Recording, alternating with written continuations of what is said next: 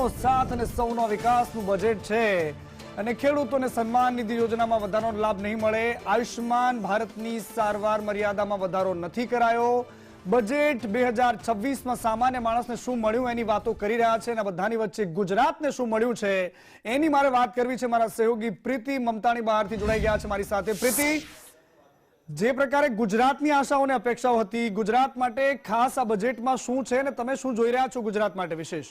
આમ તો મનીષ, જોવા જઈએ તો ગુજરાતવાસીઓની ઘણી બધી આશા અપેક્ષા, કરોડો જનતાઓની આશા અપેક્ષાઓ હતી, એ પરિપૂર્ણ નથી થઈ। એમાં ગુજરાતની આશા અપેક્ષાઓની વાત કરીએ તો ઘણી બધી હતી।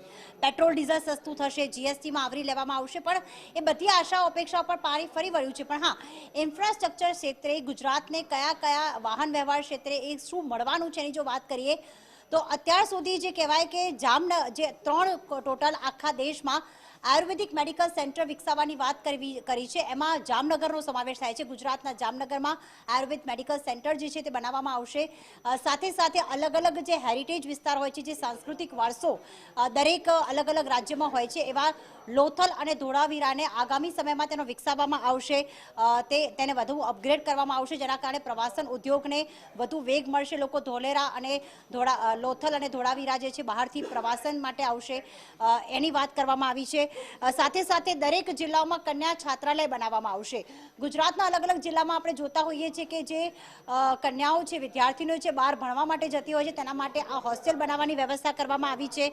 સાથે જ ગીર સોમનાથ છે, દીવ છે, ઉના વિસ્તાર છે કે જ્યાં વધારે પડતા જે ખેડૂતો છે, જે નાળિયેરની ખેતી સાથે જોડાયેલા છે, તેમને રાહત આપવાની ક્યાંક વાત કરવામાં આવી છે। જામનગરની બીજી પણ એક ભેટ મળી છે કે જ્યાં WHOના કેન્દ્રને અપગ્રેડ કરવામાં આવશે, એ ગુજરાત માટે ગર્વની વાત છે। બીજી વાત એ પણ કરવામાં આવી કે આગામી 5 વર્ષમાં 20 જેટલા જળ માર્ગ જે છે વિકસાવવામાં આવશે આખા દેશમાં।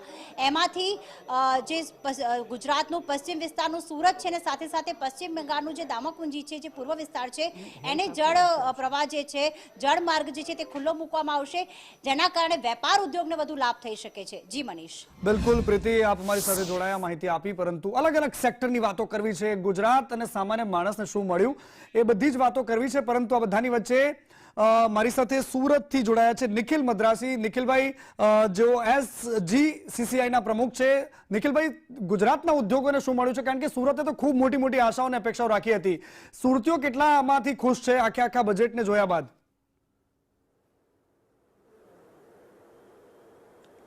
સુરતીઓ એટલા માટે ખુશ છે કારણ કે ચેમ્બર ઓફ કોમર્સની એક વર્ષો જૂની માંગણી હતી કે centre of excellence for textile, આ સેન્ટરની અંદર ટેસ્ટિંગને મહત્વ આપવામાં આવે, રિસર્ચ એન્ડ ડેવલપમેન્ટને મહત્વ આપવામાં આવે, ટેકનોલોજી અપગ્રેડેશનને મહત્વ આપવામાં આવે।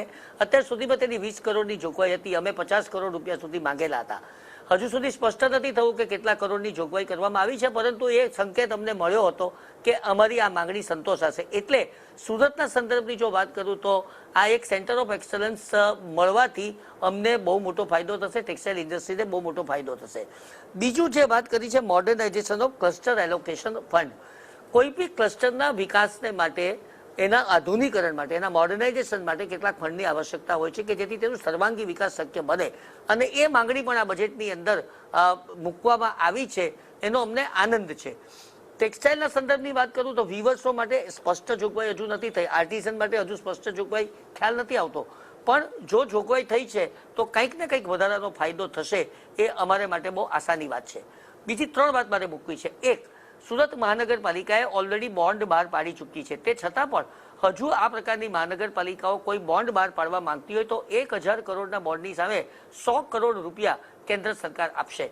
આ પ્રયોગ સુરતમાં સફળ થયો છે ને ગ્રીન બોન્ડ બહાર પાડ્યો હતો ને એક ઇતિહાસ અમે સર્જ્યો છે।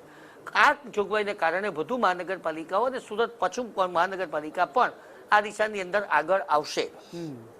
જે બેને વાત કરી તે 20 નવા રાષ્ટ્રીય જલમાર્ગ, જેમાં સુરતનો સમાવેશ કરવામાં આવ્યો છે। સુરત તેની આજુબાજુ એના ઔદ્યોગિક વિકાસ માટે જાણીતું છે, એટલે આ જળમાર્ગ થવાને કારણે પણ સુરત અને તેની આજુબાજુના સંલગ્ન વિસ્તારો, દક્ષિણ ગુજરાતને પણ ફાયદો થશે। 7 હાઈસ્પીડ રેલ કોરિડોર એક ઇનકોનીથી સુરત આવવાનું છે, એટલે એ એક વધુ છોગું ઇન્ડસ્ટ્રીના વિકાસને માટે સાબિત થશે તેવું પણ અમને લાગી રહ્યું છે। આમ ઓવરઓલ ડાયમંડની વાત કરું તો હજુ સુધી કોઈ સ્પષ્ટ જોગવાઈ નથી, એટલે એના પર હું ટિપ્પણી કરવાનું પસંદ નહીં કરીશ, પણ હું માનું છું કે સુરતીઓ ખુશ છે। બિલકુલ બિલકુલ નિખિલભાઈ, આપ અમારી સાથે જોડાયા, તમારી વાત રાખી, ખૂબ ખૂબ આભાર।